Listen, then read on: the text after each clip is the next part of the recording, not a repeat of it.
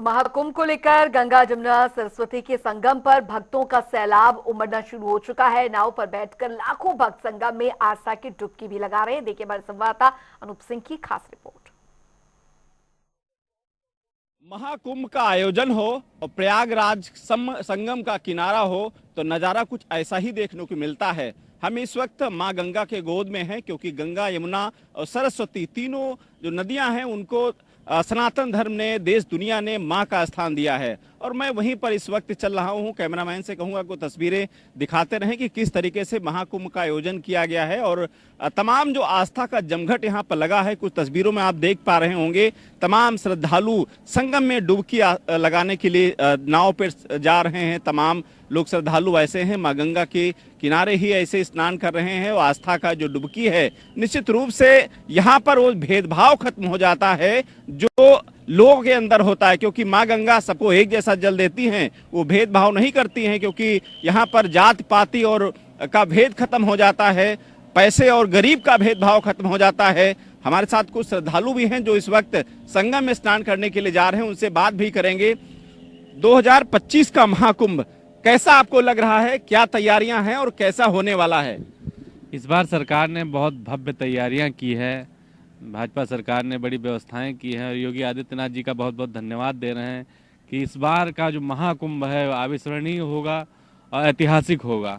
हम लोग जा रहे हैं, हम लोग हरदोई से आए हैं, हम लोग संगम पे स्नान करने जा रहे हैं और बहुत अच्छा, बहुत अद्भुत लग रहा है नज़ारा। यहाँ से देख रहे हैं जो व्यवस्थाएँ हैं सरकार की और तमाम जो नाव और रुकने की व्यवस्थाएं हैं, बहुत ही उत्तम व्यवस्थाएं हैं सरकार ने की। आपसे बात करेंगे। जल आप देख रहे होंगे, निर्मल लग रहा है आपको स्नान करने लायक?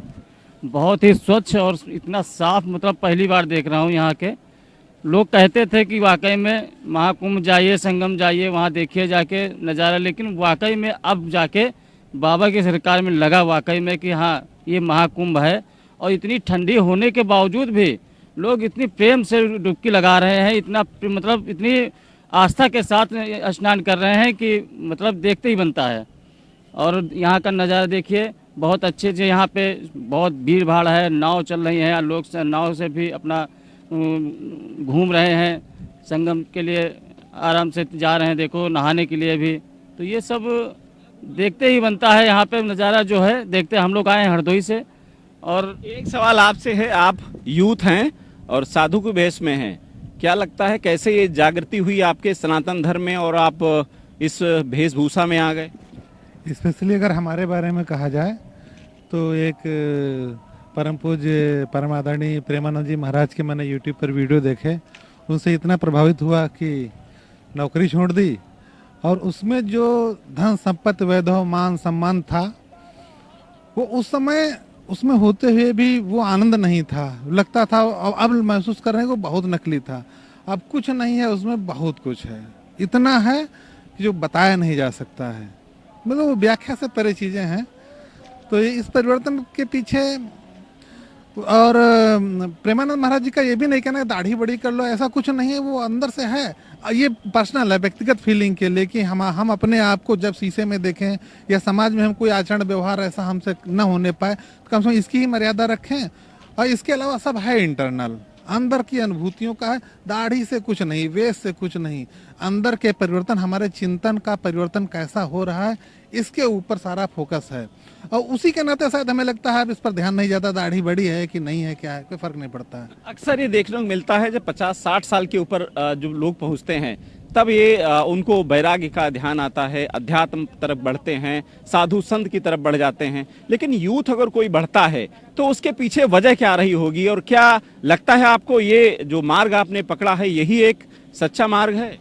जहाँ तक हमारा ये मानना है कि उम्र का कोई बंधन आदमी के चिंतन से है नहीं। ये होता है हमारे प्रारब्ध, पूर्व जन्म के हमारे किए गए कर्म की वजह से है। और मेरा भाग्य ऐसा है कि बाई चांस धोखे से जो मोबाइल जिस पर हजारों तरीके की अच्छी बुरी चीज़ें दिखती हैं, उस पर एक दिन प्रेमानंद महाराज जी दिख गए, उनको मैंने देखा और जीवन का हमें सार मिल गया, सब कुछ मिल गया उससे। तो परिवर्तन अंदर के सिस्टम से हुआ है ये, इसके लिए उम्र का कोई मेन मायने नहीं रखता है। बिल्कुल सही बात है, उम्र का कोई मायने नहीं है, क्योंकि जब अगर लगन, श्रद्धा, भक्ति, विश्वास मन में जागृत हो जाए तो मुझे लगता है ऐसे ही यूथ संत की तरफ बढ़ जाते हैं। आपसे एक सवाल है, आप संगम में स्नान करने आए हैं, किस तरीके से व्यवस्थाएं यहाँ पर हैं? सबसे पहले मेरा नाम है पंकज सिंह चौहान और मैं नैमी सारणी क्षेत्र से बिलोंग करता हूं और हमारा गांव भी वहीं पे पड़ता है, पूर्वा बाजीराव श्री हत्यायण तीर्थ के आसपास। और सबसे पहले मैं माननीय योगी आदित्यनाथ जी का बहुत बहुत धन्यवाद करता हूं और यहां पर जुड़े जितने भी अधिकारी, कर्मचारी, मीडिया, मैं सबका बहुत बहुत धन्यवाद करता हूं, क्योंकि यहाँ की जो व्यवस्था आज हमने देखी, दिल खुश हो गया। चलिए, दिल खुश हो गया। आशीष से कहें को तस्वीर भी दिखाते रहें कि संगम का ये नज़ारा है। तमाम आपको नाव ऐसी मिल जाएंगी जिसमें तमाम जो भक्त हैं वो बड़ी दूर दूर से आए हैं और आस्था की डुबकी लगाने के लिए, क्योंकि एक विश्वास होता है कि किस तरीके से यहाँ पर देखिए कुछ पक्षी भी हैं, ये सब इसी समय पे आते हैं, उनको बुलाओ तो आराम से आ जाते हैं। महात्मा, आपसे भी बात करना चाहता हूँ कि आप कहाँ से आए हैं और संगम में स्नान करने जा रहे हैं, क्या श्रद्धा भाव यहाँ के जो ग्वालियर से आए हैं साहब और संगम में दर्शन करने आए थे। मोदी जोगी का नाम सुना, जैसी ही सुंदरता है, जैसे ही सब कुछ अच्छा लग रहा है, यहाँ तो बहुत बढ़िया लग रहा है गुरु। और जोगी महाराज को प्रणाम करते हैं, कोटि कोटि नमन करते हैं, बहुत सुंदर काम किया है। शुक्रिया तमाम जानकारी के लिए। देखिए, इस तरीके से तमाम जो भक्त आए हैं वो सरकार का भी धन्यवाद अदा कर रहे हैं और इस पवित्र और दिव्य कुंभ को लेकर के जिस तरीके से आस्था की डुबकी लगाने के लिए ये आस्था का जमघट भी कह सकते हैं कि जिस तरीके से यहाँ पर कोई किसी को बुलाया नहीं गया है, ये आस्था का जमघट है, लोग बिना बुलाए चले आते हैं और शायद यही आस्था का एक कुंभ कहा जाता है। कैमरा पर्सन आशीष के साथ अनूप सिंह, जनता टीवी, प्रयागराज।